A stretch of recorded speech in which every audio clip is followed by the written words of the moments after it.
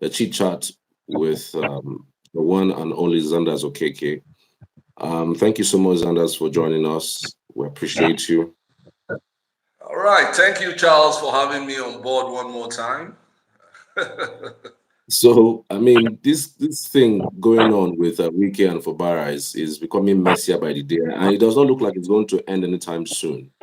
There were 8 resolutions made by the president, Peter Odili, Speaker of the House, the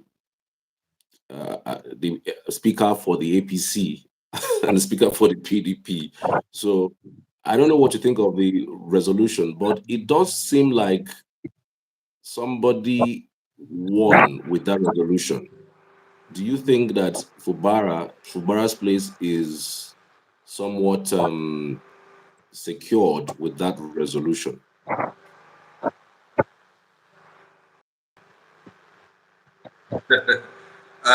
Listen, Charles, if you look at the whole resolution, you just see it clear that it's all just a ploy to railroad Fubara into APC. It's a one-sided agreement, and the whole plot of the agreement is to railroad the governor Sim Fubara into APC. And if he's reluctant to do that, what happens is that the empowered lawmakers that have been given soft landing kind of from that resolution, you understand, could possibly impeach him. Everything is one-sided. It's favoring Wike, and you know that Tinubu is desirous of making a massive inroad into the southeast, south region of the country. You understand? I mean, the Vice President Kashim Shettima has said that before now, and that's what that's playing. For one, a lot of people, I woke up this morning seeing all of that, and I said, what kind of agreement is this? If Sim Fubara allows this, then he's just putting the final nail to his own casket, kind of, if you catch my drift, okay? It is not an agreement that is well thought out. It is a one-sided agreement. It favors the FCT minister and his bandwagon to the detriment of those that are loyal to Fubara and the governor himself. I mean, you don't just give everything to one side. I mean, they should withdraw all the cases in court. The 27 lawmakers that left the party should be given opportunity to get back into the house. He should represent.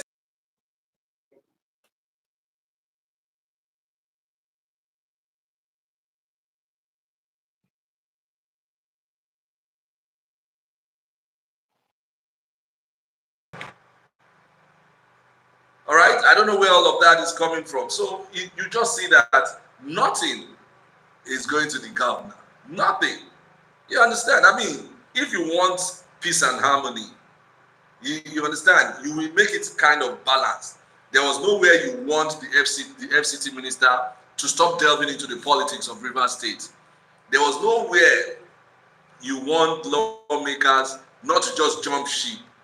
You understand? Everything is just to railroad. That's how I see it. Just railroad the APC or the governor and his team into APC in Rivers. And once that is done, the FCT minister becomes the de facto head or political head of the party, kind of. And this is not something that should be taken lightly. You understand? And who knows? Who knows how much must have been promised here and there? You understand? There's so many issues that have not been brought to the fore, and I don't see it settling that crisis. If you catch my drift.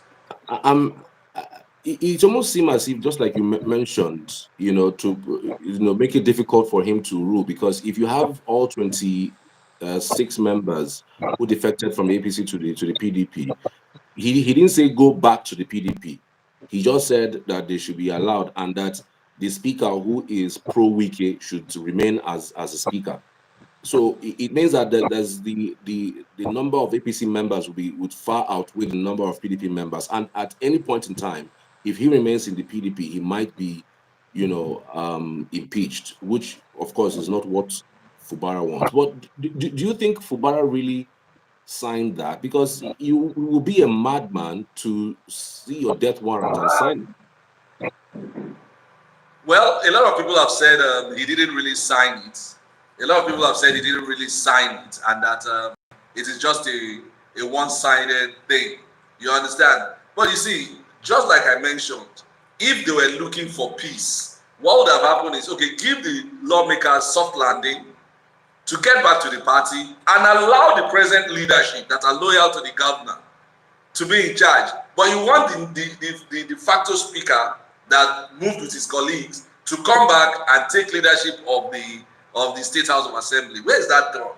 You understand? I mean, Tinubu, Bajabia, Mila, Wike are just trying to play out a script. You understand? And I don't know what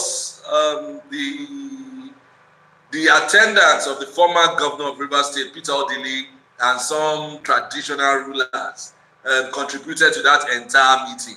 Because if you ask me, if I were to be somebody from Rivers State now, if the governor comes back and tells that that was the message he brought back, I will stone him with eggs, rotten eggs. You understand? Because I mean, you don't just go and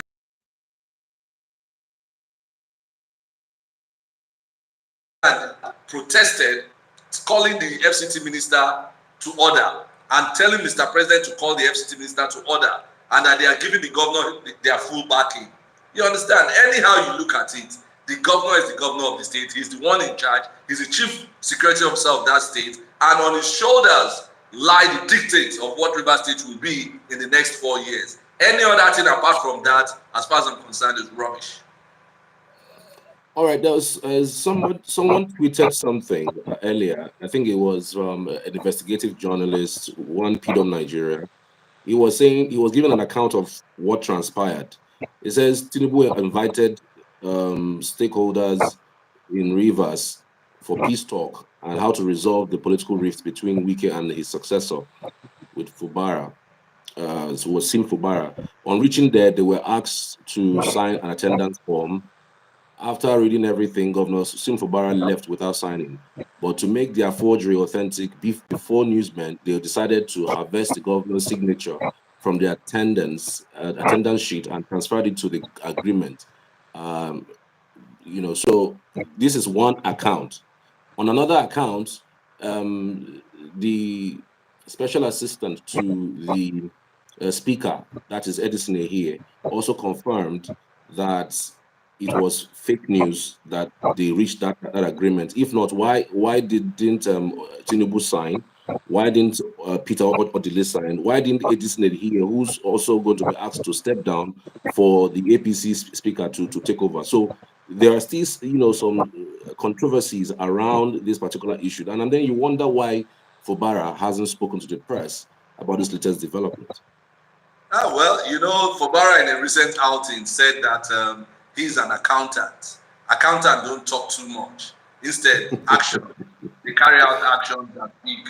That he's not a core politician, he's an accountant. So if he's not speaking too much, I know that for sure. He's already taking care of that. Then when you look at what's been happening, I mean, it's been all this back and forth in this present administration. They take a step forward, and they will later come back to renege. You understand? One thing is certain, the media space was uncalled yesterday about the meeting of the gladiators from Rivers State at the Aso Villa. You understand? That one is a given. There was a meeting. The outcome now of that meeting is what is now generating controversy. And I tell you, even a blind man will see that if that whole paperwork that is circulating is what came out of that meeting, it's a no-go area. It's a no-no. You understand? If the governor, I said it, if the governor goes to Rivers and tells them he signed such a document, if I were to be there, I will stone him with rotten eggs. So imagine what the Rivers State people will do, especially those that have stuck out their neck to say you are our governor, we gave you the mandate, we want you to rule the state, to administer the state in the next 4 years. Then you now go and come back with, this is not the first time lawmakers are defecting and losing their seats in Nigeria. Right? I mean, it's not the first time, and it's never going to be the last. And this is not even the first time. Wike, in one of Wike's budget years, it was 5 lawmakers that, you understand, approved this budget. Heavens did not fall. Heavens did not fall. Then you now tell somebody to go back and, I mean, why are we trying to scatter the constitution upside down? He has presented a budget to a house that is made up of 4 or 5 members of the house, and to them, they formed a quorum because even the speaker, ABA, has already written to INEC to tell them that the 27 seats are vacant and they should be getting ready to conduct elections. So amongst the 5 of them, they've already formed a quorum. Now you have been trying to make all of that. You want to use political solution to something that is constitutional. It's not done now. It's not done. I mean, politicians should stop robbing us to pay Paul now. They should stop riding us roughshod in this country. You understand? There's a constitution which they swore to adhere to, and now they are the ones, you know, systematically trying to destroy the constitution that gave them the power they are administering so far. You understand? So they should leave whether he signed it or not. The thing is that it is a one-sided agreement. It can't fly. It cannot secure peace in the states. And I wouldn't know. The president should grow beyond APC right now. He's the father of the nation. All right? He should grow beyond party. This was what Buhari did and made a mess of his administration. Tinubu is trying to toe the same line, even though he said he was going to continue where Buhari stopped. But there are certain things he shouldn't continue with. Right. Like you pointed out, the president... Become the father of the nation. Say it the way it is. You are an elder. You understand? He's an elder statesman. He's elderly enough to tell the youths that, see, this step you are taking is wrong. Go back to the status quo. You understand? You don't give one side all the points and facts and allow the other one to go tail in hand crying. How would they want the governor to go back to River State and face his people? I went to Abuja and see what I came back with. It doesn't work that way. But by this agreement, it does look like Tinubu has strong interest in Rivers. So it means that Fubara is fighting the entire federal government. Well, Wike did the same thing. I mean, River State is pivotal in terms of revenue generation for the country. But it's beyond even all of that. The truth is that the APC is trying to create an inroad. You understand? Don't forget, the other day, Ganduje said with the re-election of Hope Uzodinma in Imo State, the next point of call is Anambra State. You understand? So, I mean, they are trying to create a fusion of what they term a national party. But really, the Southeast South region is strictly PDP. It's strictly PDP.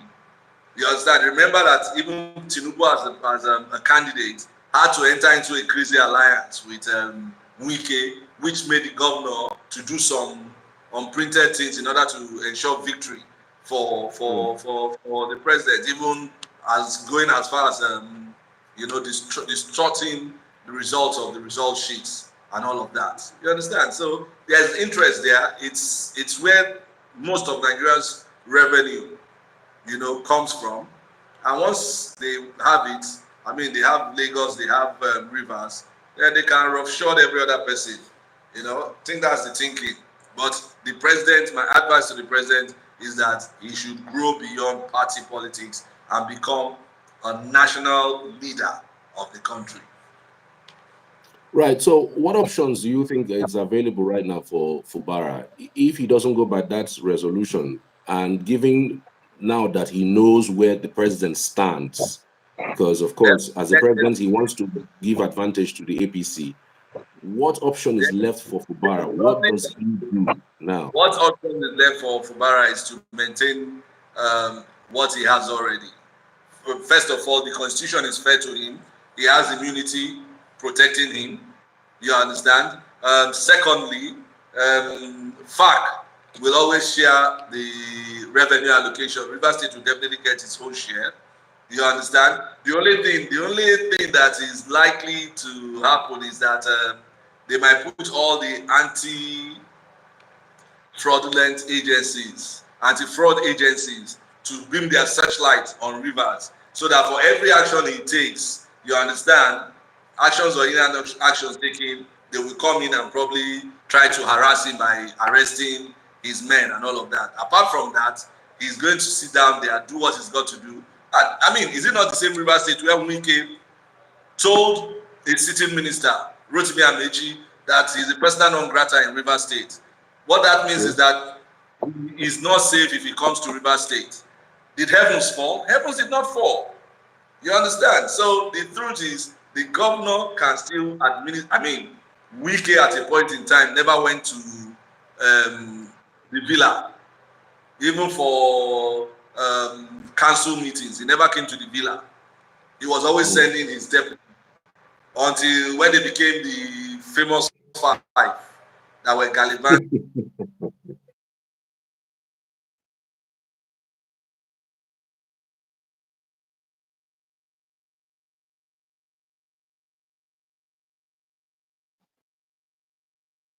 They now decided to go to villa to negotiate something with Buhari.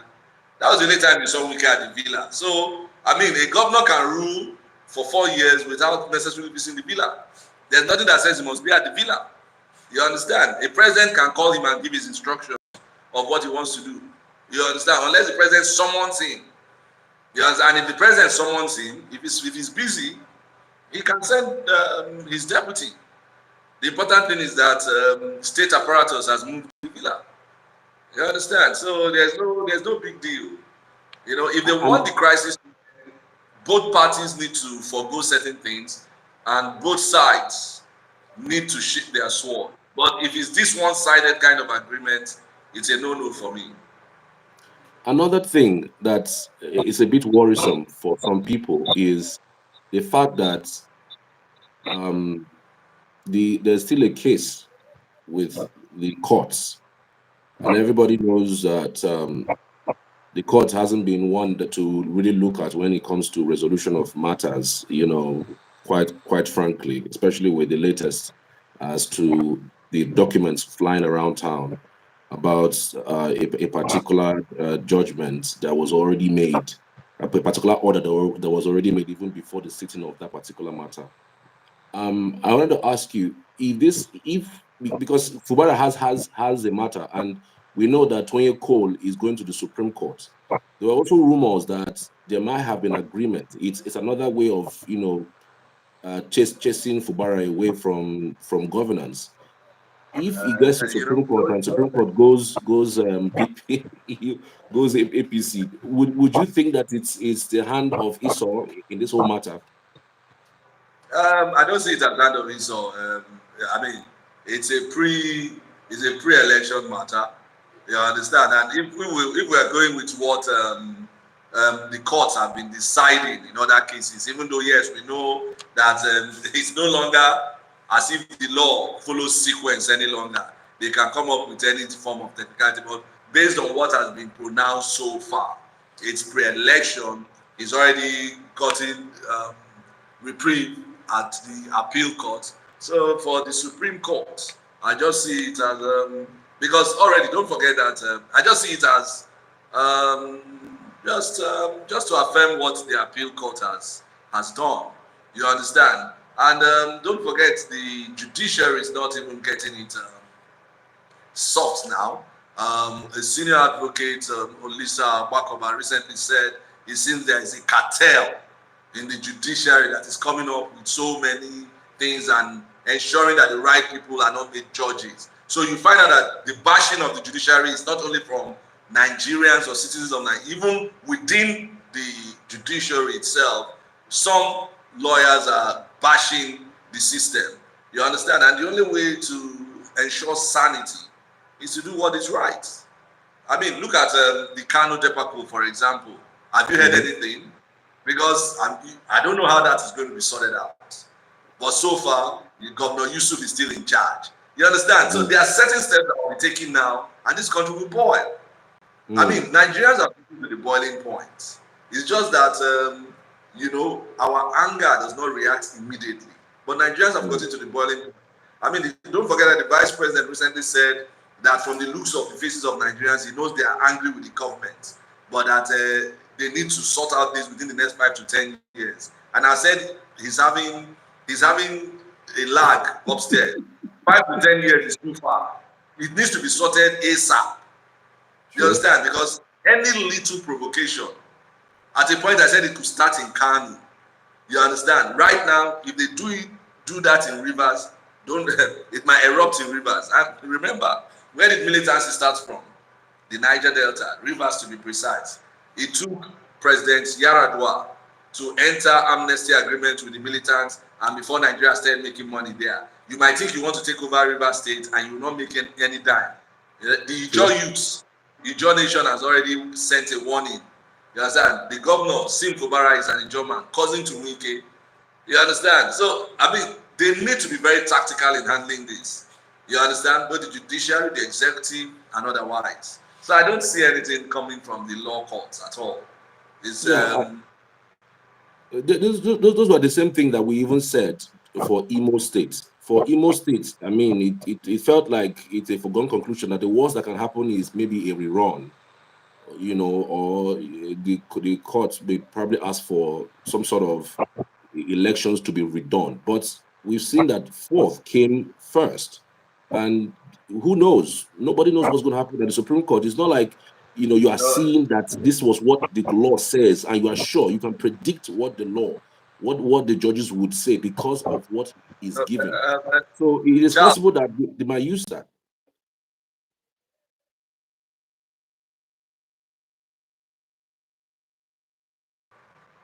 Look at, you see, the problem with Imo State is the fact that the former chief of staff to Buhari, in fact, the Buhari administration didn't feel okay that the entire southeast, they didn't have any states.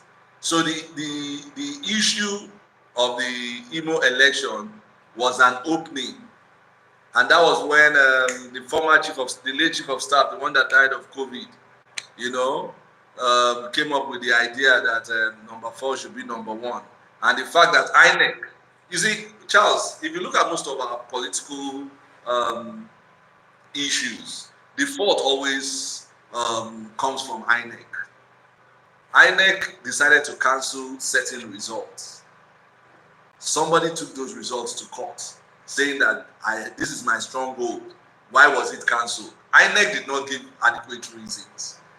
I mean, the judges were not there. The judges did not administer the election or supervise the elections. It was based on the argument of my stronghold was cancelled. Why? You understand? INEC could not give its reasons or to do a rerun or something. Instead, they just brought that result, and by the time they added it, number 4 became number 1. And the Supreme Court had to give that verdict. It's a different ball game here. Yeah? The federal government was interested in that case. The federal government wanted to make an inroad into the southeast. And don't forget, now they have 2 states. They have Imo, they have Ebonyi. You understand? So those are the things. But the Kano, the Rivers crisis are 2 different crises completely. If you look at even the Kano crisis, it is also INEC related. INEC did not stamp some result sheets. And the result sheets that were not stamped, people voted for Yusuf, the NNPP candidate. And now you come to nullify that as if it's his own fault. Is he an INEC official? You understand? But River State is Godson Godfather issue. Godson Godfather. Fubara won. PDP won that election, hands down. Anything APC is doing is just an exercise in futility. You understand? Yeah. But this time, Godson Godfather, yes, they can come up with all those but except the judiciary wants to continue to be rubbished. That's when I see them coming up with a frivolous thing. But if the tribunal has given it to Fubara, the appeal court's given it to Fubara, there's no gainsaying. It's just for the Supreme Court to do the same. That's all. That's what we've seen so far in the entire process. All right, we'll keep our fingers crossed and we'll keep following up on some of the latest developments. I want to say a very big thank you to you, Mr. Zanders Okeke. We appreciate you. We understand there's a new radio station in Owerri, which I understand that you may have a hand in it. A new station? In Owerri, yeah. It's not in Owerri. Oh, oh, okay, okay, fair enough, fair enough. Shout out to you, sir. So talk to you soon. No wahala. All right, sir. Bye bye. Bye.